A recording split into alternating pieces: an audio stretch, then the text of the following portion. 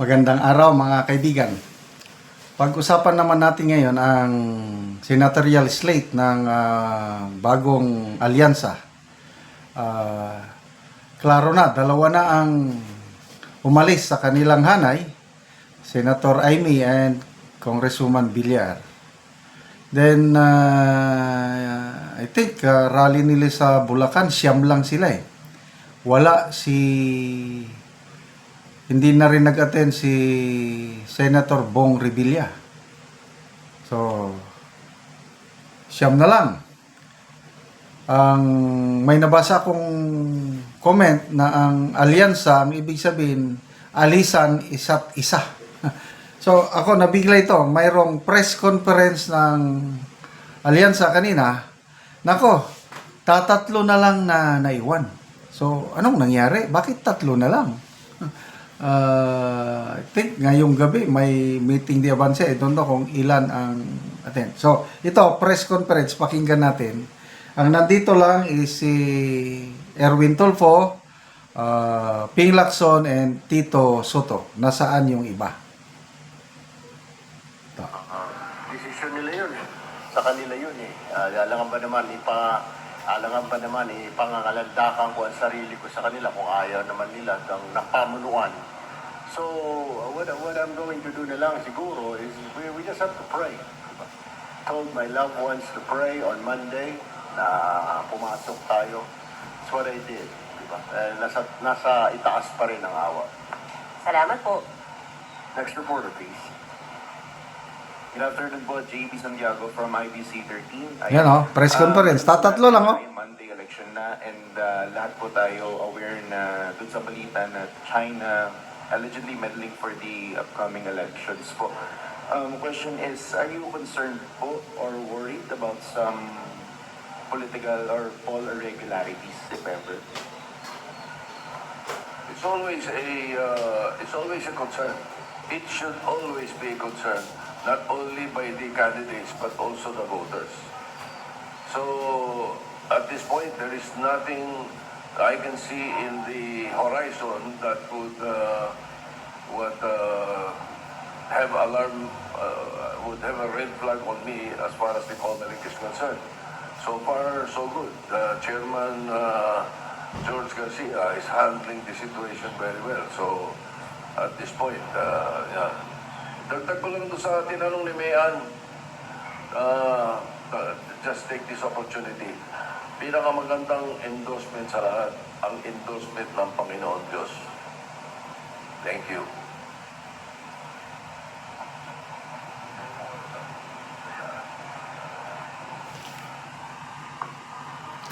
Yung napag-usapan yung endorsement, yung unang bungad ni Erwin Tulfo, yung hindi siya nasama sa endorsement ng Iglesia ni Cristo. Kasi ang in-endorse lang ng Iglesia ni Cristo galing sa alyansa si Senator Bong Revilla, Pia Cayetano, and then itong kumalas Camille Villar and Amy Marcos. So apat lang sa kanila. Ang iba pang na-endorse is Marcoleta, sino pa? Marcoleta, Bamakino. Walo lahat yun eh. Nakalimutan ko yung iba. Anyway, ituloy natin. So, pinakamagandang endorsement, sabi nila, galing sa Diyos. Okay. May kumpiyansa kami kay Chairman George Garcia sa pamumuno niya sa Comelec.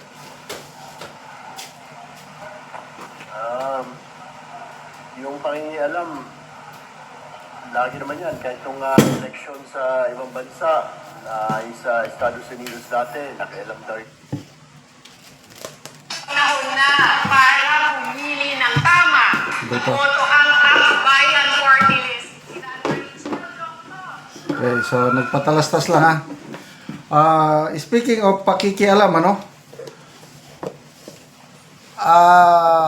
opinion ko lang ito, nakikialam US at saka China.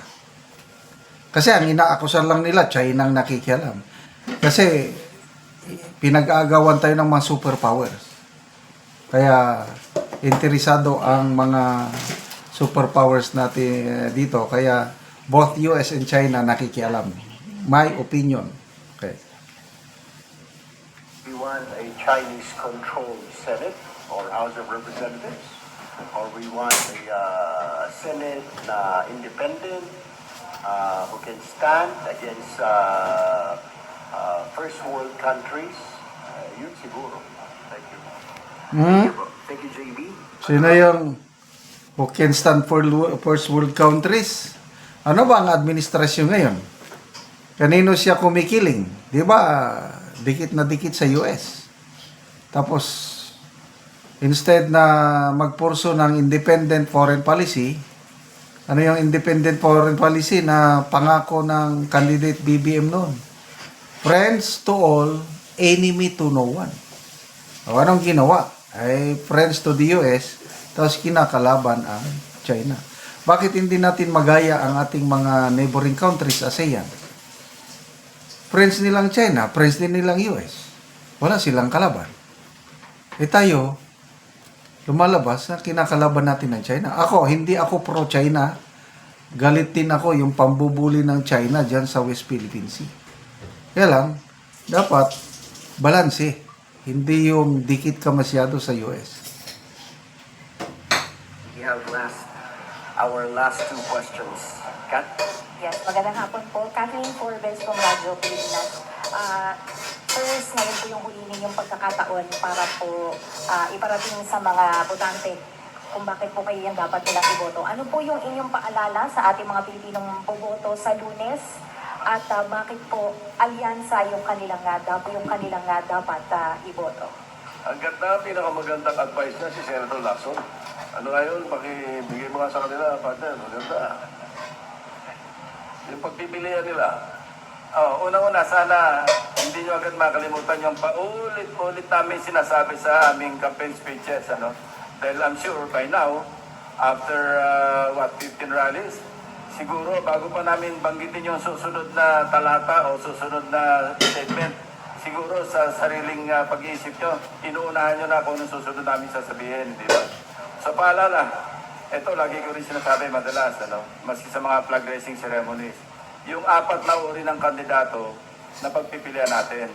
Yung una, yun yung magtatrabaho at hindi magnanakaw. Pangalawa, nagtatrabaho, masipag magtrabaho, pero magnanakaw naman. Yung pangatlo, yung tamad na nga, ayaw magtrabaho, pero hindi rin naman magnanakaw. At yung pang-apat, yung tamad na nga at hindi magtatrabaho, magnanakaw pa. Yo! Kayo na ang bahala mamili kung sino yung dapat piliin. Bye na. Okay, so ngayon ko lang narinig yung 4 na klase ng tumatakbong kandidato. Okay, salamat mga kaibigan sa inyong pagsubaybay sa ating channel. Nakakatulong kayo ng malaki sa Tribong Talandig. Ang sweldo natin sa channel nito is pantulong sa tribo. Namimigay tayo ngayon ng mga yero at pako para ma-repair ang sira-sirang bahay ng Tribong Talandig ng Bukidnon. Panoorin po ninyo ang video na ito. Ano po ni ang balay nga kawayan lang pinahanglan og tabang.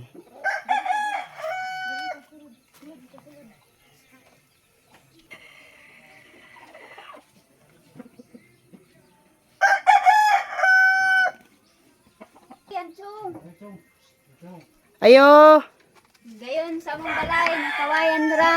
mahingod to. Nga kalata na gani among kuan atop nga kawayan. Ay. Kawayan ra nga atop.